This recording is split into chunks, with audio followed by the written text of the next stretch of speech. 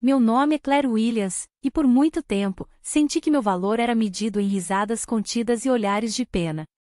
Desde criança, a mesa da minha família em Boston era um tribunal silencioso. Enquanto minha irmã, Sarah, trazia para o jantar namorados charmosos histórias de estágios em empresas financeiras renomadas, eu chegava com a cabeça cheia de ideias sobre o universo, algoritmos complexos e a busca por padrões invisíveis. Para eles, era como se eu falasse uma língua estrangeira. Eu tinha 12 anos quando meu pai, um advogado respeitado, me encontrou lendo um livro sobre física quântica. Ele riu, um som que ecoava o tom de que fofa, mas tão perdida. Claire, por que você não vai brincar lá fora? Você vai acabar virando um desses cientistas malucos. Eu sorri na hora, mas a frase me acompanhou. Sarah, sempre atenta, acrescentou, ela está sempre no próprio mundo, pai? Acho que ela prefere livros a pessoas. A risada dela era suave, mas pontiaguda como uma agulha, cutucando exatamente onde doía. Naquele momento, decidi que, se eu tinha um mundo próprio, eu o construiria em silêncio. Nossas reuniões de família eram desfiles de conquistas que não eram minhas. A Sarah foi promovida novamente. Agora ela é gerente sênior e está ganhando $150 mil por ano, minha mãe anunciava, com um brilho nos olhos que nunca vi quando o assunto era eu. E a Claire? Ainda naqueles seus estudos? A palavra estudos era proferida com um tom de quem se refere a um passatempo infantil. Eu me formei em ciência da computação e, depois, iniciei meu doutorado em inteligência artificial, especializando-me em redes neurais complexas. Para mim, era o ar que eu respirava. Para eles, era uma desculpa para não arrumar um emprego de verdade. Lembro-me de um Natal em particular. Eu tinha 25 anos, estava no meio do meu doutorado, vivendo com um orçamento apertadíssimo. Ganhava uma bolsa de pesquisa de $30 mil por ano, que mal cobria meu aluguel e as contas. Meus parentes trocavam presentes caros, relógios suíços, joias reluzentes. Eu havia tricotado um cachecol para minha avó, um presente feito com carinho e horas de dedicação. Quando ela abriu, minha tia Marta comentou, com um risinho, "Ah, Claire, você nunca muda. Sempre tão frugal.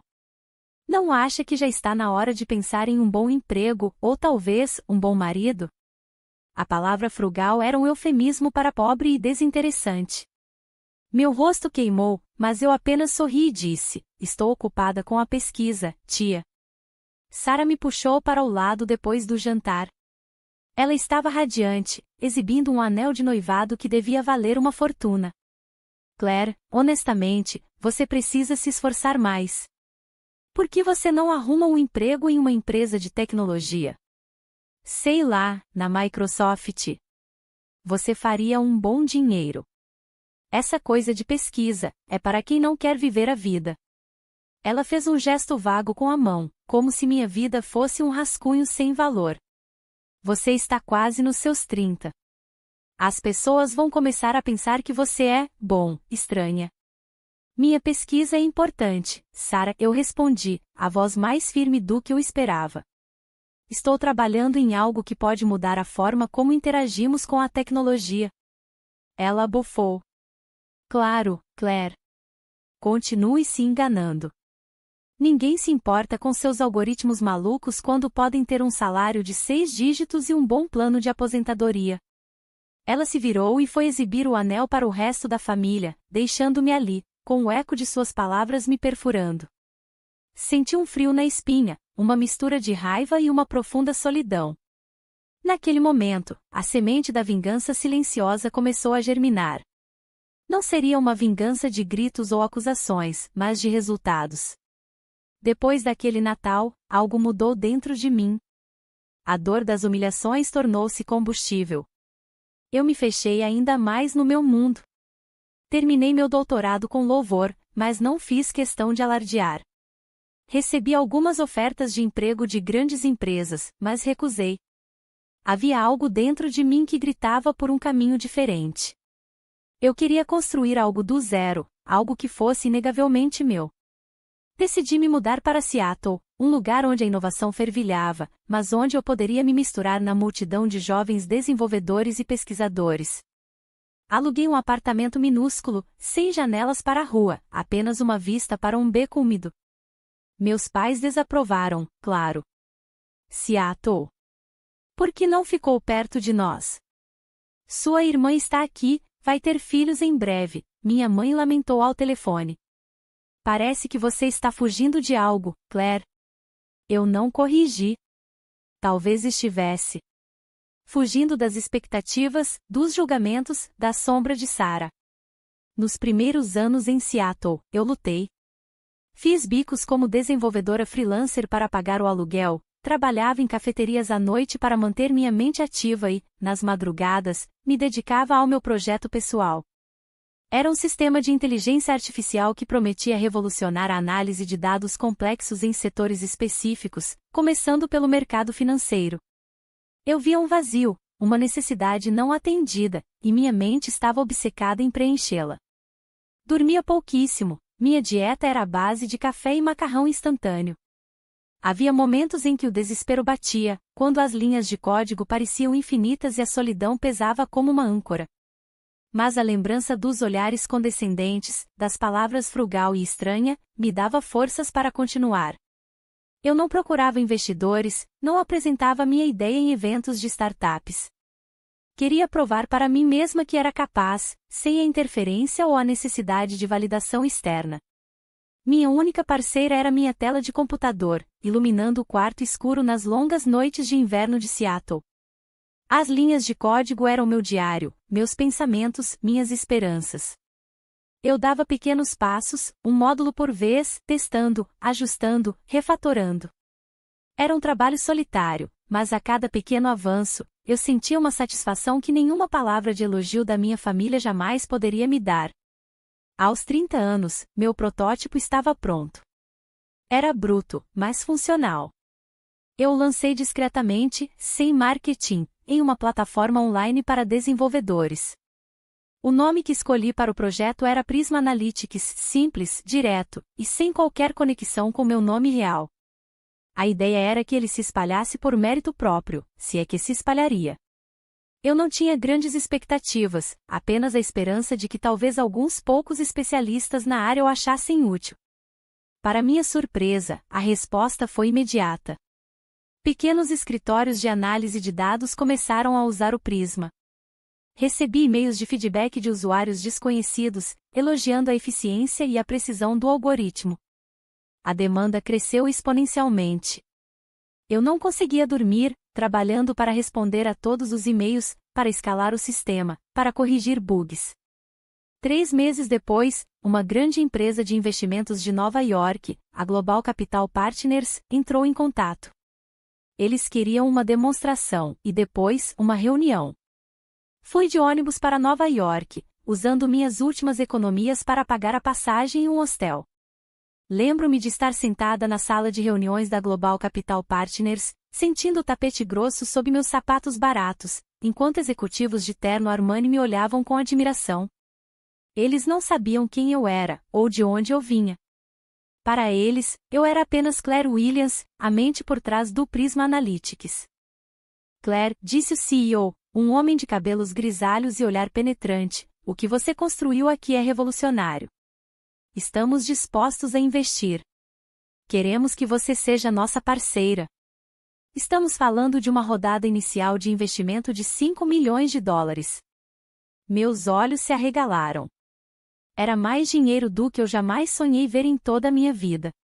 Mais do que todos os salários de Sarah combinados por anos. Mantive a compostura, um sorriso sutil no rosto, e disse, fico feliz em colaborar. O investimento da Global Capital Partners mudou tudo. Não minha essência, mas minha realidade. Contratei minha primeira equipe, aluguei um escritório de verdade, com janelas e vista para a cidade.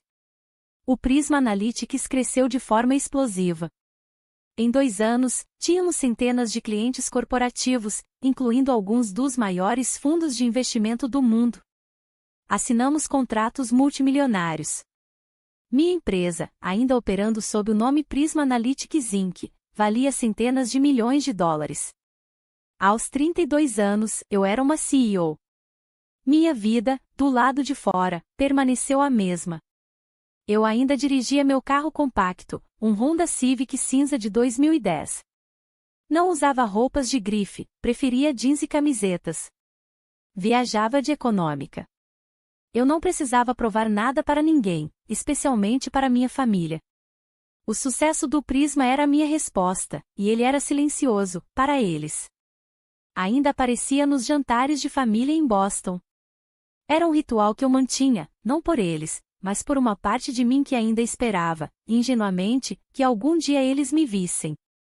As perguntas continuavam as mesmas. Claire, você ainda está morando em Seattle? Por que não volta para casa? É tão longe. Você não vai a conferências, não fala com ninguém? Sua irmã está sempre viajando a negócios, fechando acordos importantes. Sarah, que agora era vice-presidente em sua empresa, sempre tinha uma história de um grande negócio que ela fechou, de um evento chique que ela compareceu. Meu silêncio era interpretado como falta de conquistas. Lembro-me de um jantar de dia de ação de graças. Meu tio Robert, que sempre foi um tanto bisbilhoteiro, se inclinou sobre a mesa, os olhos semicerrados. Então, Claire, ouvi dizer que você trabalha com computadores. Que tipo de coisa você faz? Consegue consertar meu tablet? Ele está lento. Risadas ecoaram. Minha irmã acrescentou, com um ar de falsa preocupação. Tio, a Claire está em um nível muito alto para consertar tablets. Ela trabalha com coisas complexas que ninguém entende. Ela piscou para o noivo dela, que riu educadamente. A velha melodia da condescendência. Eu apenas sorri, dei um gole na minha água e disse, talvez. Me traga o tablet um dia. Eu não devia explicações a ninguém. Com o tempo, os rumores sobre uma nova empresa de tecnologia que estava revolucionando o mercado financeiro em Seattle começaram a surgir nas conversas dos meus parentes. Eles não faziam a menor ideia de que essa empresa era minha. Minha mãe comentava, parece que Seattle é um lugar bom para a tecnologia, não é? Aquele Prisma Analytics está crescendo muito. Sua irmã, inclusive, quase fechou um negócio com eles uma vez, mas não deu certo. Sarah, que ouvia a conversa, balançava a cabeça, concordando. Elas não sabiam que eu era a fundadora. O nome Prisma Analytics era conhecido, mas o rosto por trás dele, o nome Claire Williams, era um mistério para o mundo exterior e, especialmente, para minha família. Eu mantive a confidencialidade rigorosa para minha identidade. Minhas vitórias eram minhas, e somente minhas. Não compartilhei a notícia quando o Prisma Analytics fechou um contrato de $200 milhões com um grande banco internacional. Nem quando nossa avaliação de mercado atingiu $1,5 bilhão. Nem quando o Google tentou nos comprar por $2 bilhões, e eu recusei a oferta, preferindo manter o controle da minha criação. Qual seria o objetivo? Eles não acreditariam em mim. Ou pior, tentariam distorcer tudo, diminuir, encontrar uma falha. Minha mãe diria que eu estava me gabando. Minha irmã diria que eu estava inventando, ou que foi pura sorte. Eu aprendi a saborear minhas conquistas em particular. Minha equipe me respeitava, meus parceiros confiavam em mim. Isso era suficiente. Era o jantar de 40 anos de casamento dos meus pais. A casa estava cheia, o ar abafado de nervosismo e expectativa. Eu cheguei no horário, desta vez, vestindo um simples vestido preto. Nada chamativo, apenas confortável. Minha mãe me recebeu com um abraço rápido, os olhos procurando por Sarah. Claire, que bom que você veio. Sarah e John e o noivo dela, agora marido, estão prestes a chegar. Era sempre assim, eu era o prólogo, Sarah a atração principal. A mesa estava posta com o melhor linho e talheres de prata. Risadas forçadas e conversas vazias preenchiam o espaço. Tios, tias, primos que mal conheciam meu nome, mas sabiam tudo sobre a carreira de Sarah. Eu me sentei em meu lugar, perto da ponta da mesa, ouvindo as histórias de sucesso alheio. Sarah e John chegaram logo depois, ela radiante em um vestido de seda, ele em um terno elegante. John era um investidor de alto nível, respeitado no círculo financeiro. Ele era a personificação do sucesso que minha família valorizava. Os pratos começaram a ser servidos. O riso e o vinho fluíam. Meu tio Jeff, com uma taça na mão, começou: Claire, ainda dirigindo aquele seu carro antigo? Juro que vi um carro igual no ferro velho outro dia. Risadas familiares, um aceno condescendente. Minha irmã, sorrindo docemente, acrescentou: Claire sempre foi a mais pé no chão de nós. Ela não se importa com essas coisas materiais. A palavra material era um eufemismo para dinheiro, algo que eu não tinha, na visão deles. Eu apenas sorri, pegando um garfo. Não valia a pena responder. Mas então, John se inclinou sobre a mesa, não para mim, mas para meu pai. Sr. Williams, preciso de sua opinião. Estávamos fechando um grande negócio esta semana, uma aquisição de uma empresa de tecnologia. Conhece a Prisma Analytics? O silêncio caiu. Garfos pararam no ar. Minha mãe apertou a mão de meu pai. John continuou, alheio à tensão crescente. É uma empresa de inteligência artificial que está revolucionando a análise de dados financeiros. Seu software é incomparável. E o mais interessante é que a fundadora, uma mulher, conseguiu um feito incrível. Ela manteve a empresa privada por anos, resistiu a ofertas bilionárias de gigantes como Google. Rumores dizem que ela recusou uma oferta de $2 bilhões ano passado. Eu, inclusive, estou tentando uma parceria de longo prazo com eles. É um gênio. Não é muito de aparecer, mas o trabalho dela é inegável. Ele olhou para mim. Claire, você trabalha com tecnologia, certo? Já ouviu falar neles? Senti todos os olhos se virarem para mim. O queixo do meu primo caiu. Minha mãe me olhava como se estivesse tentando decifrar um enigma complexo. Sarah, ao lado de John, ficou pálida, uma sombra de compreensão cruzando seu rosto. Olhei para John, depois para Sarah, e finalmente para o meu pai. Com um sorriso calmo e sereno, disse: ouvi falar. Na verdade, John, podemos discutir a parceria amanhã, se quiser. Sou a fundadora da Prisma Analytics. A sala mergulhou em um silêncio absoluto. Era um silêncio pesado, carregado de verdades não ditas, de anos de preconceito e subestimação.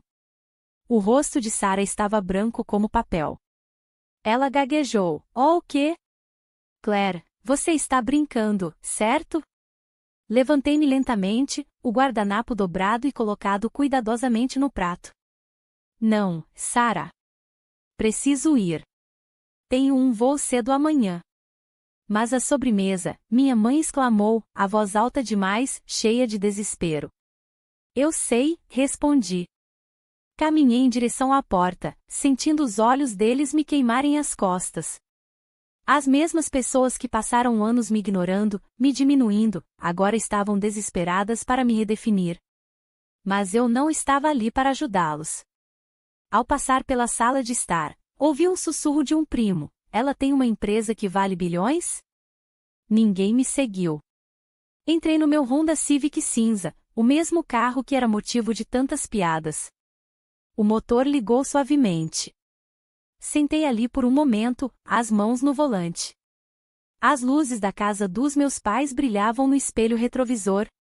Sarah provavelmente estava tentando criar uma nova narrativa, uma que a mantivesse como a protagonista da história da família. Mas desta vez, a caneta estava em minhas mãos. Não me importava se eles acreditavam ou não. A validação que eu buscava não vinha deles. Vinha de cada linha de código que escrevi, de cada funcionário que contratei, de cada desafio que superei. O momento da revelação não foi planejado, mas quando ele veio, foi como uma maré, implacável e inegável. Não precisei de um microfone. A verdade só precisou de um momento. E ela fez o resto. Dirigi para o aeroporto, as janelas abertas, o ar frio de Boston na minha pele. Havia uma liberdade em não precisar mais me explicar, uma paz em finalmente deixar para trás o peso de uma sala que nunca foi construída para mim. Mais tarde, no aeroporto, enquanto esperava meu voo na sala VIP que agora era um privilégio meu, recebi uma mensagem. Era de John, o marido de Sarah. Claire, sinto muito se causei algum constrangimento esta noite. Eu realmente admiro o que você construiu. Isso é incrível. Olhei para a mensagem por um longo tempo. Respondi, não se preocupe, John. O constrangimento é parte da clareza. Ele leu instantaneamente. Um polegar para cima. Isso foi o suficiente. Deitei na cama do hotel em Seattle horas depois, o teto acima de mim uma tela silenciosa. Lembrei de quando eu tinha 10 anos, desenhando circuitos em um caderno enquanto minha irmã era elogiada por tirar notas perfeitas. Lembrei das vezes em que meus projetos de ciências eram considerados bons demais para serem meus. Pequenas feridas, que ao longo dos anos, me fizeram sangrar em lugares que ninguém via. Mas hoje, eu não sangrava mais. Eu voava. Na manhã seguinte, uma mensagem de texto da minha mãe. Por que você nunca nos contou sobre a sua empresa, Claire? Eu não respondi. A pergunta não era sobre curiosidade, era sobre controle. Meu silêncio era a única resposta honesta. Horas depois, uma prima com quem eu não falava há anos me mandou uma mensagem alegre, falando sobre marcar um café. De repente, eu era interessante. Mas os convites não significavam mais nada. Eles não eram sobre me conhecer. Eram sobre a proximidade de uma história que havia mudado de forma. Recusei educadamente. Nenhuma raiva, apenas clareza. 2 semanas depois, meu jato particular me esperava para uma reunião em Londres. Sentei na cabine, uma taça de champanhe na mão, olhando para as nuvens. O sol batia na asa no ângulo certo, uma linha limpa de luz cortando o céu. Eu sorri, não por estar em um jatinho particular, mas porque estava voando livre. Nem tudo precisa ser uma confrontação. Às vezes, o movimento mais poderoso é não se explicar, é sair do palco no meio da apresentação e deixar o público lidar com seu silêncio. Por anos, pensei que meu único valor vinha de provar que eles estavam errados. Agora, sei melhor. Meu valor não é construído no reconhecimento deles. Nunca foi. Ele vive em cada linha de código que escrevi em um apartamento escuro quando ninguém acreditava em mim. Ele vive em cada equipe que construí, cada decisão que tomei, cada risco que corri quando o fracasso parecia a única certeza. Ele vive em como escolhi não me tornar amarga, mesmo quando me deram todas as razões para ser. Ele vive no silêncio, na calma, em mim. Minha família ainda fala, eu sei que fala. Eles reescrevem a narrativa. Me transformam em um mistério. Talvez até em uma vilã. Deixem eles. Porque eu não vivo mais na versão que eles têm de mim. Eu a superei. Obrigada por ouvir a história de Claire. Se você gostou desse vídeo, por favor curta e compartilhe para nos apoiar a trazer mais histórias inspiradoras, e se inscreva no canal para não perder nenhum lançamento. Até o próximo vídeo.